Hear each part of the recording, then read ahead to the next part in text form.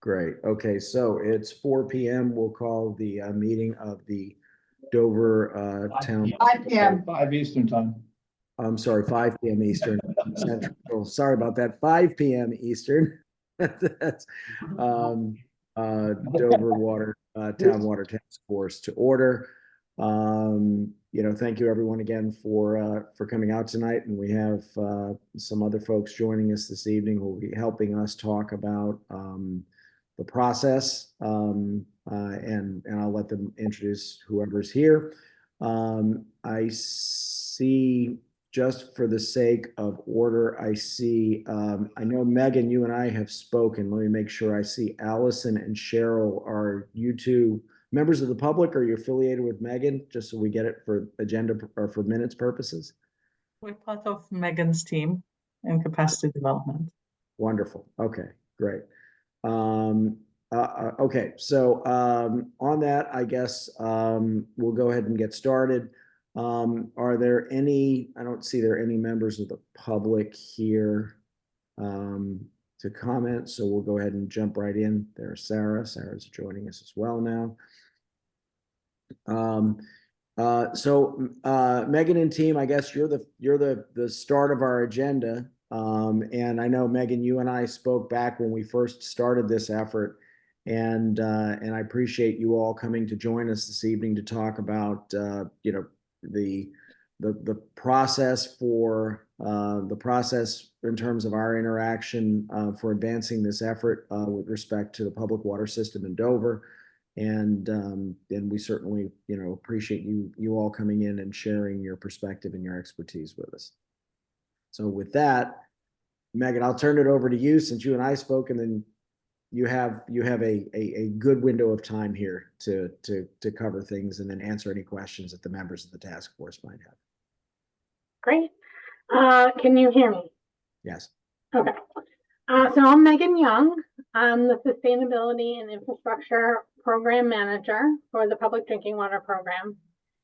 And my program, which we have Cheryl Shogay, Allison Korn, and Carmen Zweck with us. They're all relatively new and learning from me. But our program really focuses on ensuring that any new community water system or new non-transient, non-community water system has the technical, managerial, and financial capacity to be a public water system before it goes into operation. That is a requirement of EPA. And so the real reason that I'm here is really kind of to discuss what you guys are looking for, what you're hearing, what the scuttlebutt is in town, because Dover has a lot of small water systems. I have been with the Public Drinking Water Program for a long time, so I've inspected many of the public water systems in Dover. And they are all small, and they all definitely struggle with, technical, managerial, and financial capacity. And so having a town system could definitely help that out, but it is a huge endeavor, and it does really require sort of full buy-in from all of the residents in town, because the costs of being a public water system are so expensive, and the costs of building a town water system and running a town water system are so expensive. You really need to have the numbers to divide those costs by. And so I, was sort of on the periphery of the study that was done, in the mid 2000s, and it did appear that the residents really were not interested. And I understand, 20 years later, a whole lot of things have changed. And so, there absolutely may have been a change in perspective of the town residents, but that is definitely sort of one of your first questions to be asking yourselves, and then asking the community is the interest there? Are you going to be able to get enough people to join on to the town water system in order to make it viable?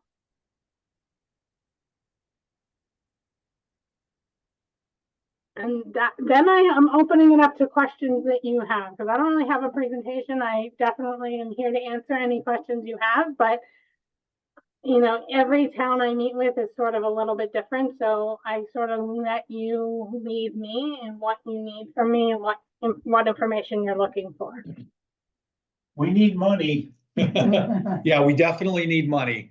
But Megan, you touched on something before in that you have to have buy-in from the community.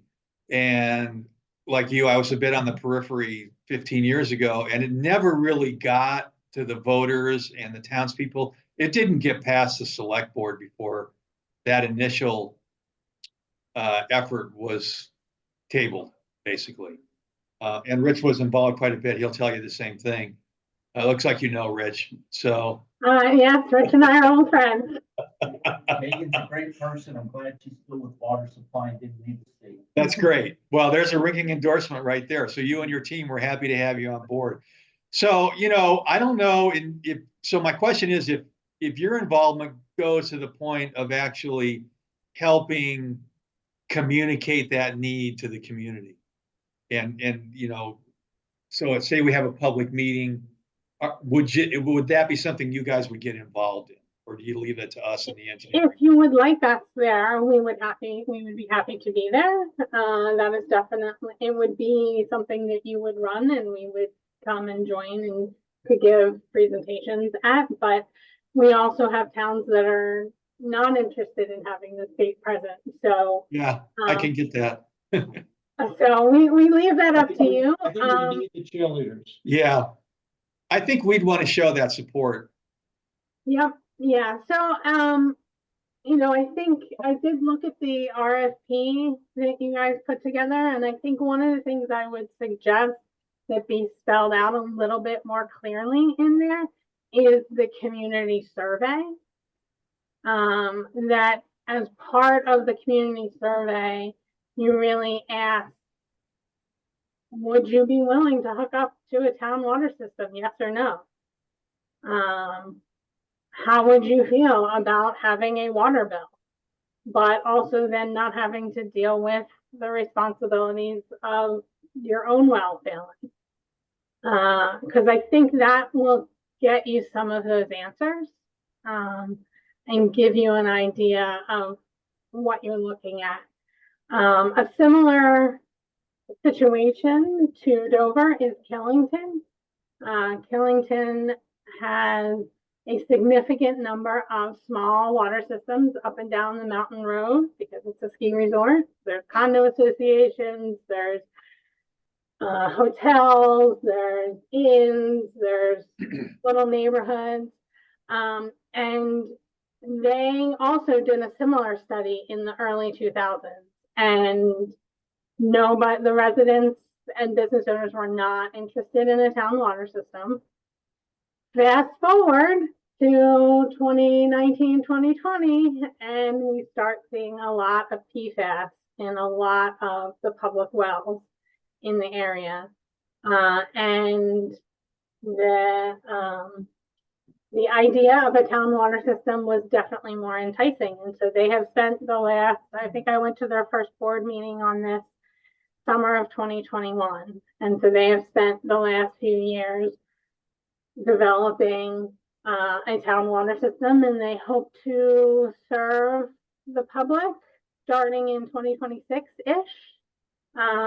They actually were able to take over what was a previously permitted water system that never got built, and they sort of were starting a little ahead of where you guys are, but they absolutely kind of saw the writing on the wall with needing to have to treat all individual wells and individual water systems for PFAS and contamination. And they were able to really get that message out and convince the users that a town water system was the best way forward.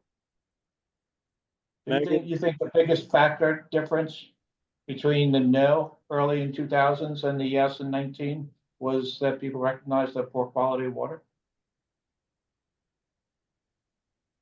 I think so. There were a couple other things. The requirements for being a public water system, especially a small public water system, have dramatically increased in those 25 years. And so you had a lot of businesses who back then thought, oh, I have my own well, I run my own business, I'm fine, I don't need to be on town water. But as the regulations increased on public water systems, that became a factor as well.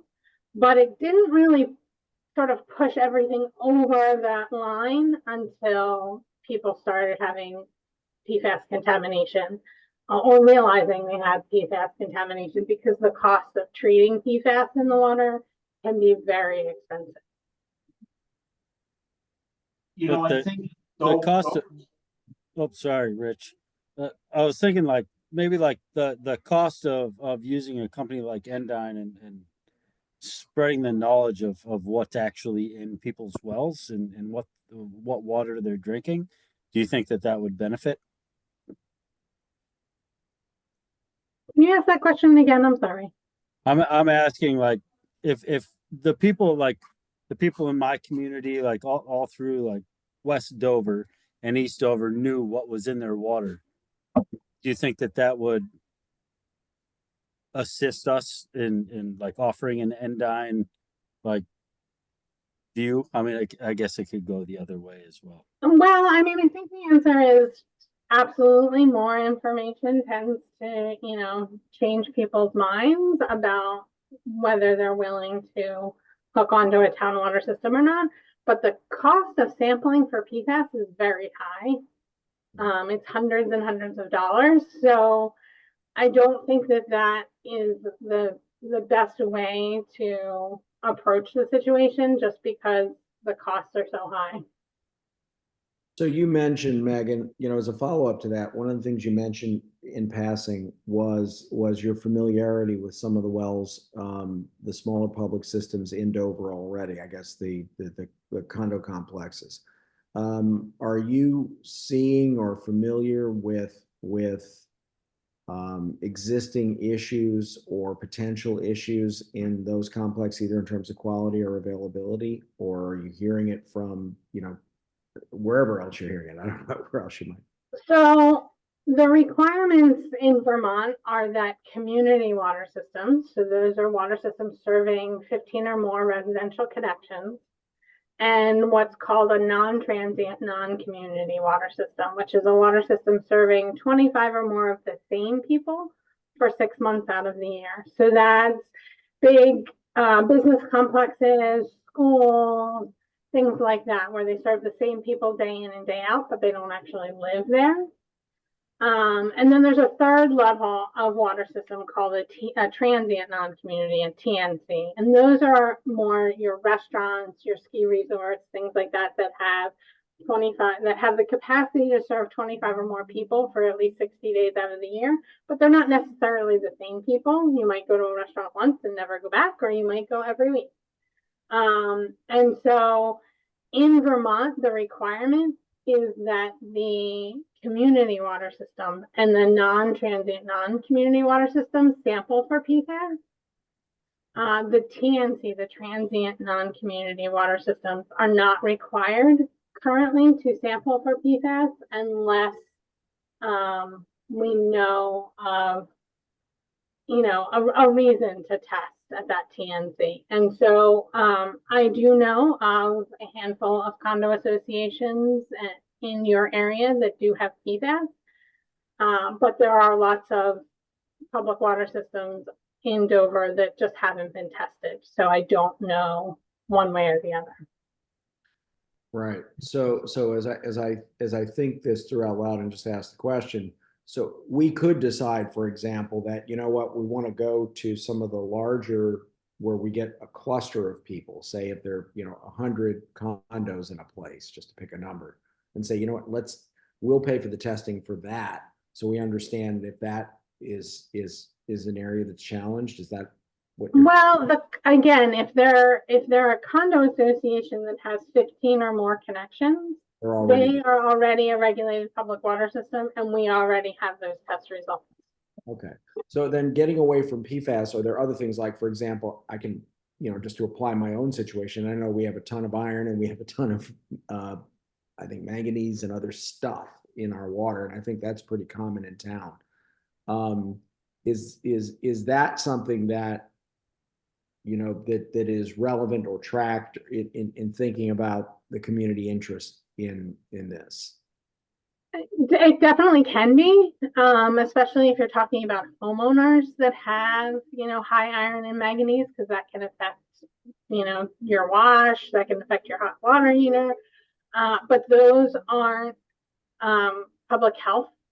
There's not public health implications to those things in your water. So many homeowners are frustrated by it and would rather be on the town water system, and many homeowners are willing to deal with it because it's not a public health.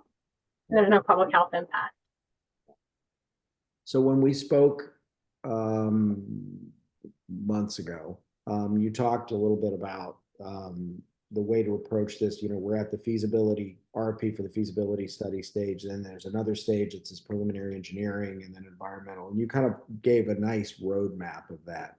I think it would be worth if you could spend a minute just kind of reviewing that roadmap for the Sure. group.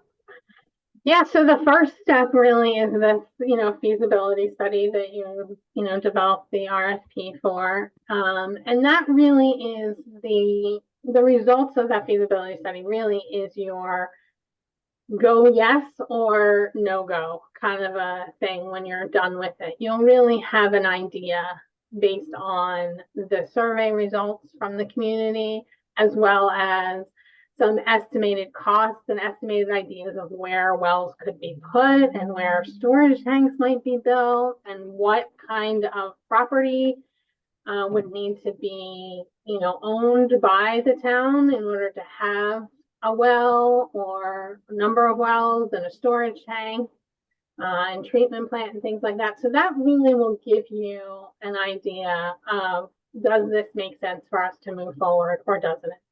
If after the feasibility study, you believe that it does make sense for the town to move forward, then you do a preliminary engineering report, which is really, that's when they really do a evaluation of, okay, we have these 3 places in town where we could potentially put a well. Let's figure out which one's the best one. Okay, we know that area is the best one. Now we're going to put the storage tank here, and we're going to need this size of a storage tank. And the engineer really does an evaluation of where everything would go and the costs and all of those kinds of things. And then once you have that preliminary engineering report and it's approved by our division, then you can move on to getting a permit to drill a new well or a number of wells, depending on, your needs. And then, getting construction permits for storage tanks and treatment and things like that. So that's sort of the step-by-step process, but at every stage is, you kind of say, yes, we want to move forward, or no, we don't. So after the feasibility study, if you really think that this is the direction you want to go, then you go on to the preliminary engineering report. And the preliminary engineering report maybe then tells you, oh, you know what, we thought we had locations for wells or storage tanks, but we don't. And so maybe that's at the time where you have to make some decisions. But if you then decide, yes, we have the space, we know where we want to put this stuff, then you move on to getting the permits. Right. Okay. So Can I make a quick comment? go for it, Rick. I think the thing that killed it last time was nobody could tell you how much it was going to cost. We had business owners saying, I know how much I pay to run my water system now. What's it going to cost me per gallon so I can make an informed decision? And we never got there, and nobody could give us that. We also had, some of my counterparts comment that, well, I've just had my water system checked out. It's good for 50 years. And, we're in really good shape and we don't need this. So I think the important thing is, but that was before, the state of Vermont went above and beyond the federal requirements for treating for iron and manganese and other, non-primary contaminants. And then the PFAS came out, and who knows what the next thing that's gonna come out is. And I think that needs to be stressed in the things that pushes onto these systems. And the other big thing we never got to is what is the system gonna consist of? Because, you know, we never got far enough to say in the study, where does the system end, the town system, and where does the local system pick up? Because we had a lot of discussion that, you know, maybe what we would do is that the water system would just supply water to the individual association's tanks. So you didn't have to worry about the raw water, but you still had to then, the system still had to spend money to do the pumping, or, you know, where did you go? Did you run the water system into all these developments? And then did you go to the existing curb stops? And none of that was ever discussed. And I think that's a big thing. And I think comparing us to Killington is not proper. I think comparing, you know, Stratton to Killington is different, because the big takeaway last time too was from the residents, you know, why do I want to pay for a water system when I have a well that's perfectly good? And I agree with you. When, you know, it's so strange, like out of my 20 some odd systems, you know, I don't have one system that's so bad that we can't use the water. You know, we have to do the advisories for PFAS, but I have, you know, probably a third of my systems do have some traces of PFAS, and, you know, we're in the process of trying to deal with that. But I think those are the kind of things that we really need help from the state, you know, and I think we really need to make sure is in the RFP, because that's the first thing everybody asks is how much is it going to cost me, and how much is it going to hurt me? And I really think those are the important things. We know where the system's got to go. We have plenty of wells that can more than produce enough water, and the wells don't have issues like PFAS and stuff. And we know if we put a tank up on the mountain that it's got enough head pressure to, you know, feed all of Dover Hills. So it's, you know, without any pump stations. So I think the big thing is trying to, you know, trying to sell it. And part of selling it and part of the study, these are the questions that were asked last time that we couldn't answer. Yeah.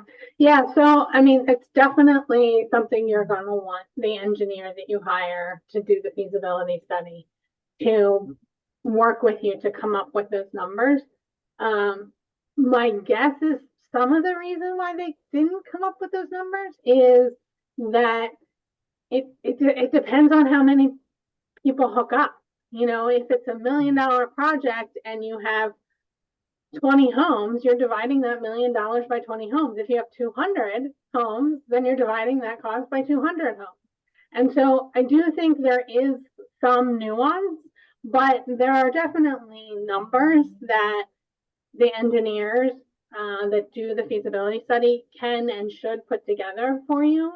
You know, you can get funding from the state through the Drinking Water State Revolving Loan Program. Some of that may be subsidized, and some of it would be in the form of a loan that you would have to then pay back over 30 or 40 years. And so, you know, when you are developing the survey with the consultant that you hire, that is absolutely going to be part of what you're asking people. If I had to pay a water bill of $100 a year, would I be willing to hook up to the town water system? What about $500 a year? What about $1,000 a year? What about $5,000 a year? And then once you get some of those answers, then working with the engineers to see, could you meet those numbers? If you had, you know, 200 connections, would you be able to meet the ratio that the users are saying they'd be willing to pay? So Megan, The other part of it is also I think, you know, like the fire district, if you're within so many feet of a sewer line, you don't really have a choice. You got to hook up. And, you know, I think that was part of it that we never really researched is, are we going to force people to hook up if we run the line by their house, or aren't we? And I think those are some of the answers that weren't able to answer. And do we legacy people in, if their wells are good for a period of time? And I mean, we know with all the small water systems, I mean, we know what usage is. The state has all that information, and we know how many people there are. And it should have been a fairly easy number to be able to figure out. And I don't know why we never could. I think that's the most important thing in this feasibility study. I do think that, and it may not have been circulated broadly, but if you bury yourself back in the back pages of the feasibility study, Rich, there are some estimates of that, in at least in a range, but I think they may not have actually concluded like, okay, we're going to get 70% of the people in this area, and this is exactly what it's going to be. They did take a swing at it, but I think it's such a broad range, and I don't know how much the assumptions that went and how much of those were tested by just, estimating how many people were going to be in or out in that particular. Yeah, but well, again, we never even got as far as, how does it work with the biggest, when we try to shrink the study down to the base area, we weren't able to, there was never an answer as, where's the system going to end and the owners take over. Usually most places it's at the curb stop, but we were never given numbers like that, so for like seasons, is it going to be where are the curb stops, or where does, what's the water system, the community water system? And I think we got to make sure that that's really studied, because that's what people are going to want to know. Nobody cares about everything else. What they care about is how is it going to affect my pocketbook. And if you don't believe that, look at last Tuesday. Yeah, so I would say that whether or not that was the suspect in the mid-2000s, I wasn't in this current role then, but I will tell you that for a new community town water system, we would require that we are getting rid of these smaller water systems, not that you're just serving them and then to their storage tank, and then they are also going to continue to be regulated as public water systems. That's what's called a consecutive water system, and that it just doesn't work. We've seen it in a number of places, and unfortunately, because a consecutive doesn't have control over the water quality coming in, it can put them in a pretty difficult position as regulations change. So we would definitely permit the town to take over whichever water systems we're going to be hooked on to the town water system, and not create consecutive. Got it. Good to know. So Megan, one last point before we let you and your team go, unless there's anything else you wanted to cover. But one thing you mentioned, you talked about the Drinking Water State Revolving Loan Fund. Could you spend a minute on any of the requirements? I know that it's possible to get funding for this phase 1 feasibility study. We've heard, I've heard from at least one of the engineering firms that we've talked to that yeah, that's possible, but it will slow you down a lot. So I don't know if you can shed a little light on that for us. Well, I will say that, state government funding does not move quickly. And so there is definitely a lot of hoops that you have to jump through and things that you need to do in order to get the loan from the Drinking Water State Revolving Loan Program. My understanding is it is definitely the better deal than going to the bank yourself and trying to get a loan. But if it may not be the best option for you guys, that really is absolutely a discussion for you and the consultant that you hire. But one of the issues with town water systems trying to come in for funding is we really do not want to encourage any more small, teeny tiny water systems that are going to struggle in Vermont. And so this is an unusual conversation because usually when I come to a board, I am actually trying to convince you not to move forward with this because you're not going to be big enough. But the funding really is very much tied to the public health need and that technical, managerial, and financial capacity need. And since you have so many small water systems, and since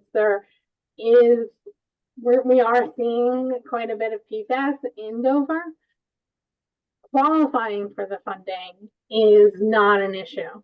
You will absolutely be eligible for a drinking water state revolving loan fund loan, but it's definitely probably more paperwork than going to the bank. So in terms of the initial feasibility study, whether we, because the select board has taken economic development funds and budgeted that for the feasibility study. Nice. So whether we go to, if the decision of coming to the state fund versus just funding it internally doesn't affect what happens afterwards in terms of funding, does it? We could decide. No. So if you fund the feasibility study yourself and we meet and talk at the end of it and look at it, and you and the state and us agree that it makes sense to move forward, getting funding for the preliminary engineering report you're still eligible. If you were to then pay for the preliminary engineering report yourself as well, you could then still come in to the state for funding for the construction and the building of the actual water system. So at each stage, you get a different loan, and one is not dependent on the other. Okay. And can any of those loans be a reimbursable type of loan? So we spend the money and then the loan goes to pay it back? Definitely, it's very, very difficult when you're talking about, well, let me finish. It's very difficult when you're talking about construction because there are lots of requirements for the actually bidding and doing Build America, Buy America, and things like that. For the planning stages, it can be after the fact. You just need to be in communication with us from the get-go, so we make sure that what you are putting in your RFP and what you're getting from the consultant is what we would require. Right. So have you reviewed the RFP draft at this point, Megan? I have, yep. Okay. Yeah, it looked fine. And like I said, there was that one comment about adding in a little bit more detail about the community survey, because usually the engineering firms are really, really heavy on the engineering and are less as familiar with doing an in-depth survey of the residents because there's not a whole lot of new community water systems in the state of Vermont, so it doesn't happen all that often. And they're engineers. And they're engineers, exactly. So that is something you definitely want to spell out a little bit more in your PER, and then or in your RFP. And then the only other thing is that I saw you called the funding the clean water state revolving loan, and it's actually the drinking water. Clean. It sounds weird. It's a misnomer. Clean water is actually wastewater. It's the drinking water state revolving loan. Okay, got it. I'll make a note of that now. So it looks like Sarah might be raising her hand. Yeah, Sarah, go ahead. Hi, sorry. Megan, do you have any examples of a community survey form or set of questions that should be something that we could include in the RFP to say, this is the type of questionnaire we're anticipating? Or I might. Let me dig into some old files that I have, and I might have some questions Because if we're talking about this not necessarily being the strongest link in the engineering chain, if we have a clear expectation of what we should ask for and can communicate that, it seems like that might be the shortest route to getting it done successfully. Yeah, Yeah, let me look in the files tomorrow and I'll send you an email of what I can find. right. Thank you. Did any of the other members of the task force have any questions for Megan and team? Megan, is there anything else you want to share with us before we let you go? I don't think so. I mean, like I said, this is definitely one of the few new community water systems that the state would really be fully behind, because as long as you can get enough people to agree, because it really would relieve all those small water systems that are struggling to meet the requirements of the regulations, and probably will more in the future with PFAS. So I'm sorry, Randy's got a question. Go ahead, Yeah. Randy. Yeah, that just spurred a question for me. Yeah. Can you provide information to us, even a list of names of those systems that are struggling? Is that public information that can be shared? I think it would be a shorter list to provide you a list of water systems that aren't struggling. Fair enough. But it'd be Yeah, easier to so- point to the ones that are. Oh, well, but may I ask a follow-up to that? Yeah. You're saying they're struggling, and they're struggling from one of the aspects, from the technical or from the financial, or where are you seeing the struggles? All of it.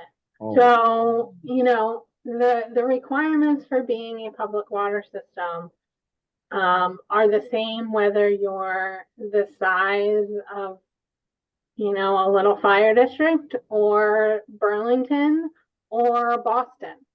Yeah, But the difference is Boston gets to divide all of those costs by all of those connections. And Boston has a full-time public works department. Yeah. Most of our small towns do not have a full-time public works department. It's a lot of volunteer boards, a lot of volunteer operators, and then you're dividing the cost of replacing, 50 to 100-year-old pipes by 60 Yeah. connections, 60 houses, and so it becomes a technical problem that causes financial problems, that cause managerial problems, that then cause technical problems, kind of a thing.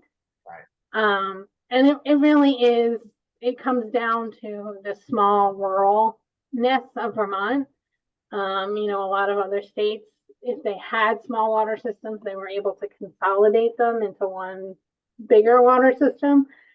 Most of Vermont public water systems, there's a mountain between one A and B, and you can't connect them. And so there really isn't a whole lot of options for those small towns to get more connections and more help and more volunteers. And it's kind of the same problem that all the towns in Vermont is having with volunteer town select boards and those kinds of things. It really is just the numbers kind of a thing.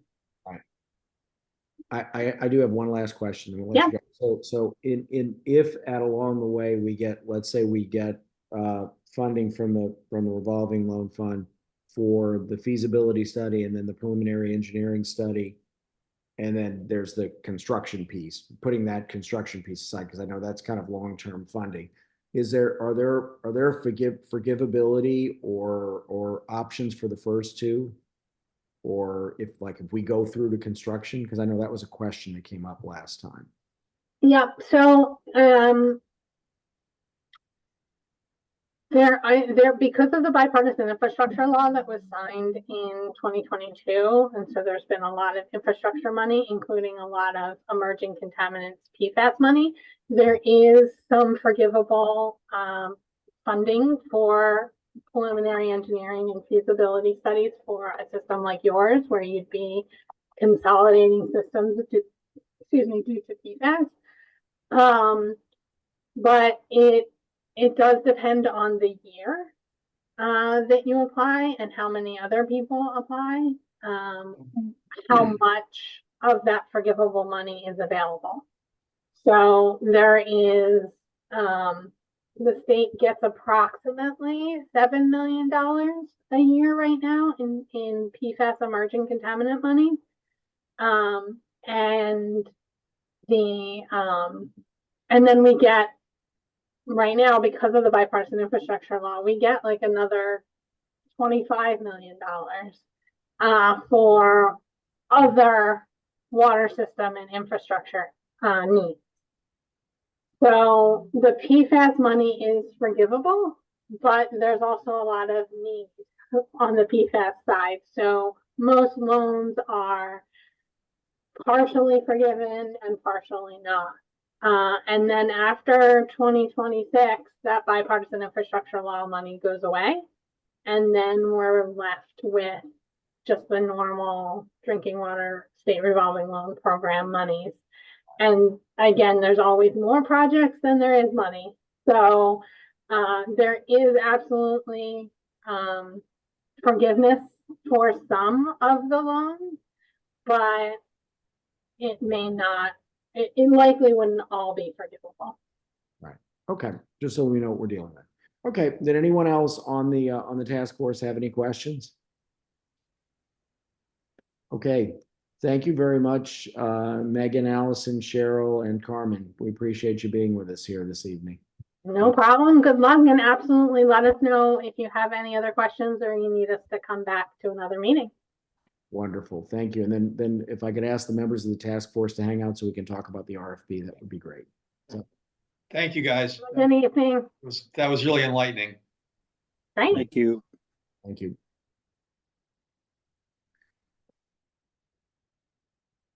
Okay, just before we move on, any thoughts or comments based on what anyone heard tonight, or was it pretty clear? Would like to say something, I'll, either now or at the end of the meeting, but, I guess, obviously, we talked about how important it is to get the public behind this project. In light of that,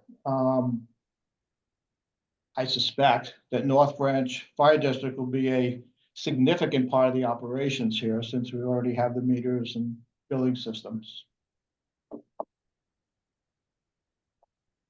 There's a lot of bad publicity going around North Branch from Peraza and some other fire employers. Hey, Ken, can you lean in just a little bit? Yeah, when lean you- in, you're completely off. And there's a lot of bad talk from Peraza, who's suing the district, which is public, and from other past employees talking kind of in the halls behind our backs about various things that they disagree with or feel that we aren't doing well. I think that the public needs to have more confidence in North Branch. I think North Branch has done a phenomenal job under the leadership that we've had over the last 3 years. I know Jonathan has sent a letter to Randy, hoping for some publicity in the paper about things we've done even recently. Rates are way lower, That is in the works. 12 to 20 people that have been getting free sewer for 8 to 20 years that we're now billing for. We've gotten rid of sleeping spaces and put in charges for excess usage so that we actually charge people that are using them. There's a whole laundry list of things we've done. We've worked pretty hard at it, and we've brought systems into the 21st century, et cetera. I think it behooves us to kind of talk that up a bit, either in papers or personally. And I think what's happening with some disgruntled employees is that the opposite is happening. And I'm concerned that could undermine what we're trying to do here. In terms of, why would I want a water system when I hear all these bad things about the sewer system? And again, I feel That for almost all of it, I think it's untrue. So, and in the past, you know, like I gotta say, you know, Tom Ferraz's lawsuit got front page news without anyone being asked at North Branch on comments. Then North Branch's refiling against it was in the second page. You know, things like that. I just don't think that's helping us. I think it's gonna, you know, work towards undermining what we're trying to do here. Hold on, Sarah, go ahead. I hear everything you're saying. And because of that, I'm not sure we want to start out by saying that the way that we're going to do a water system is in conjunction with North Branch. If we can't correct public perception, we're going to kill the water system before it even starts. So yes, we should try to correct public perception. I understand what you're saying, and I don't disagree with any of it. But at the same time, we all know how difficult it can be to shift the direction of that particular ship. And that if public perception is going to kill this water system because of North Branch, then we have to have that we have a responsibility to look at a possibility of doing it without North Branch. And that's fine. You know, certainly we don't have a problem with that. I just, you know, from an economic standpoint, it stands to reason that North Branch would be a part of it just because we have 2,000 meters in place. Well, and I would add, I think that adds to the reason why, but I don't think we would necessarily predispose. I don't think it makes sense for us to predispose. You must do it this way. I think here's options. I don't predispose. I agree. That's not necessarily a thing. I'm just pointing out that, you know, in general, these comments are being made under the table, and none of the complaints are coming back to North Branch where we can address them. Yeah. So I just like to say, Right. I don't think this isn't this is not a committee to support the North Branch.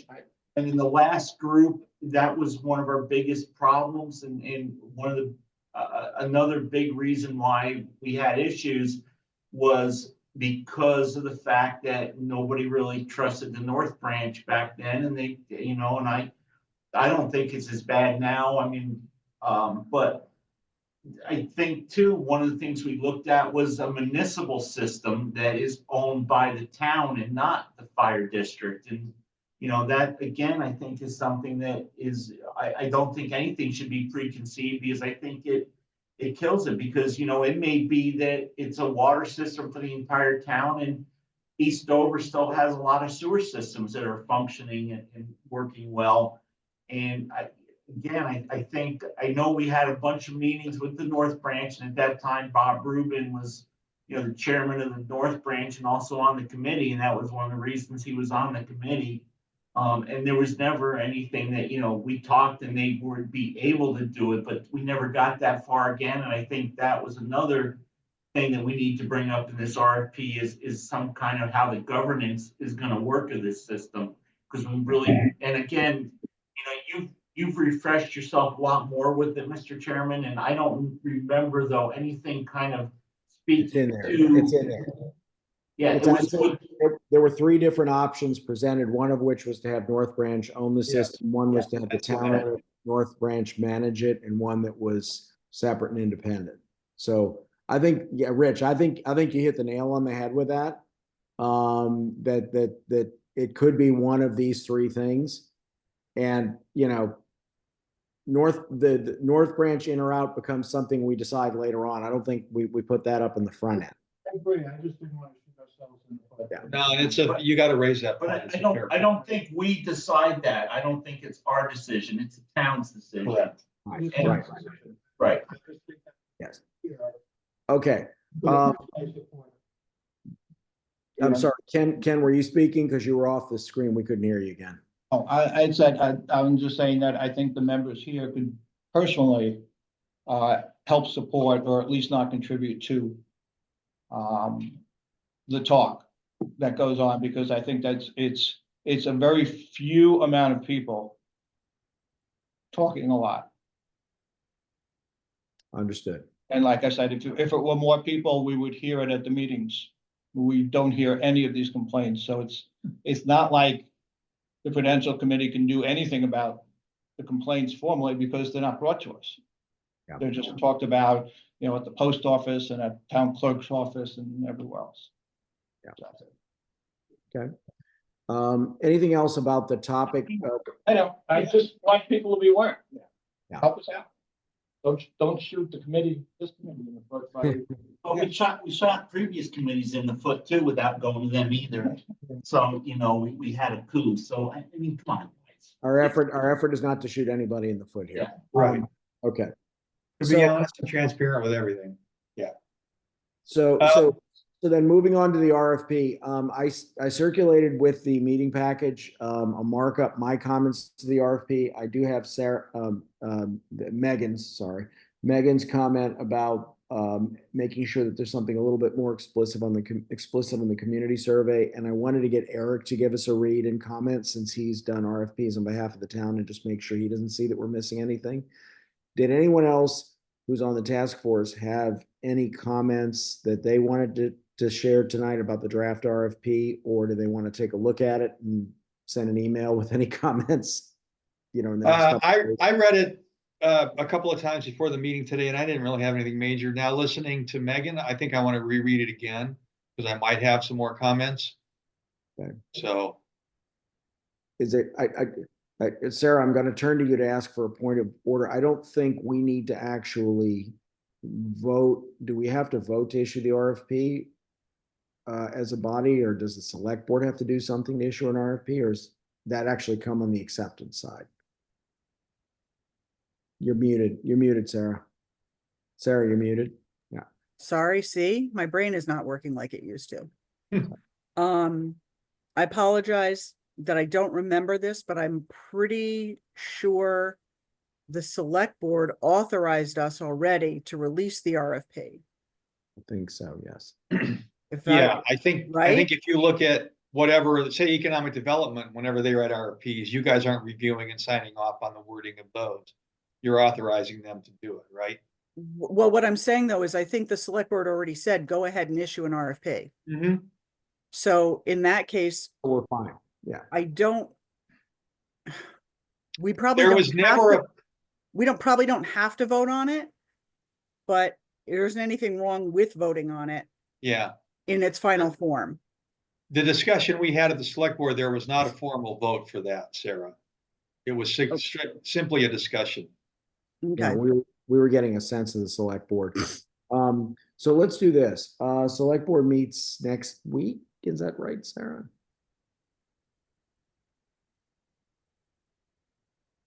Or with it? Yeah, the 19th. 19th. So if we could ask everyone who has any comments, review, if you're going to review it and get comments back to me before the end of the week, and I'll synthesize them into one markup and finalize it. And then I don't think we have to vote unless anyone has an objection here. I'll just take those comments, you know, and then forward this to the select board, you know, with any comments also that Eric may have to the document, and ask for them to authorize us to release it, whether they decide to do a resolution or not. Make sense? Patrick, when did you send that? I'm not finding it in my emails. Do you remember when you sent it? Ago. Sorry, Randy? Oh, like a week ago. It was a week ago or so. Yeah. You sent it. Okay. I don't have a date. Patrick, one comment, because I think Ken brought up a really good point, though, is, you know, publicity is going to be everything for this. And one of the things, the last go around, one of the reasons we chose the firm we did was we thought they would do a much better public presentation. And one of the things they had agreed to and had mentioned when we met with them is bringing in a person to do the presentation who, because if I remember right, Mr. Phelps said that, you know, the problem with engineers is we talk above everybody just because that's what we're used to. And you need to get this down to a level that people can understand. And I think we really need to make sure that in this process, we find out how the people plan on presenting the information in a way that the public can understand it.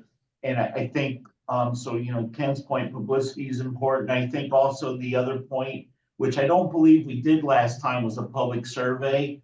And I really think that should be in there somehow then, and how that's gonna work. Yeah, I think those are great points. I do think, and I would add to that remark, Rich, that I think the survey in whatever form it's in really needs to be early. You know, at the front end, you know, so we get a real sense of what people are, you know, people are experiencing and thinking. I mean, it's almost like we need to know what problem we're solving before we try to solve the problem, instead of giving them a solution to a problem they don't have. Ken, you gotta lean in. Can't hear you. You gotta lean in. And at least now there's enough people that feel that there is a problem to be solved. Yeah, so it seems. Okay, so unless anyone has anything else, if I could ask you before today's Wednesday, before the close of business on Friday, any other comments to this document, if you could get it back to me. Then Sarah, do I need to get this put on the agenda? I'm not going to be able to be at that meeting. I've got another meeting that night already.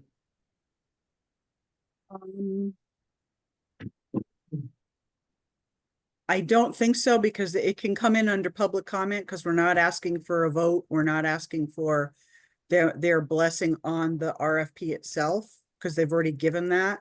Yep. So I don't think you need to be on the agenda. We can, if you just, for the sake of completeness, you know, put it in and say, we're notifying you that the RFP is ready to go out. Yeah. Okay. But it's not. I think you want it on the agenda, just so if anybody of the public is interested, they can come. Right. Okay. And I'm willing to represent us at that meeting. I think I don't have anything going on. Okay, that'd be great, Randy. So I I'll don't reach know, the chair might be a little hostile to you, Randy. I'm gonna go home for that. He's gonna dial in by Zoom just in case. I will for sure. Okay. So I'll reach out to Jeanette and just make sure that at some point we're on the agenda, and then we'll get that to them so that it can get out to the members of the select board in advance of the meeting. Okay. Does anyone else have any other business this evening? Wonderful. I'd like to make a motion to adjourn. Richard makes a motion to adjourn. It is 4:58. Sarah seconds that motion, I guess. And it is 4:58 p.m. We stand adjourned. I'm going to stop recording now. Thank you, guys. Thank you.